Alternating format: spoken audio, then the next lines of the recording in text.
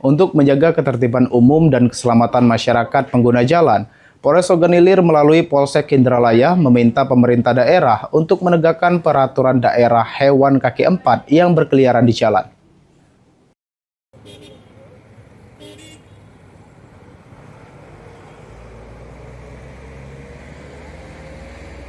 Hal ini disampaikan Kapolsek Indralaya Ibtu Rangga Saputra.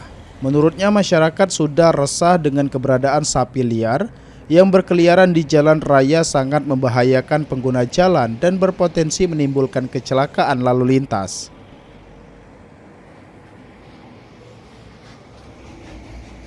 Sudah terdapat sejumlah kasus kendaraan yang terlibat tabrakan dengan hewan ternak di wilayah hukum Polsek Indralaya.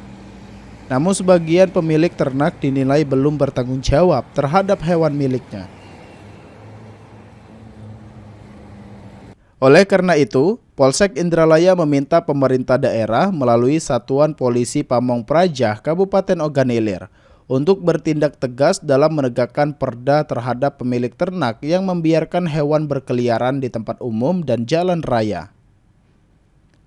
Selain itu, Kapolsek juga mengusulkan pembentukan tim patroli penertiban hewan ternak serta peningkatan sosialisasi kepada masyarakat dan para pemilik ternak agar lebih bertanggung jawab. Ahmad Romawi, Pal TV.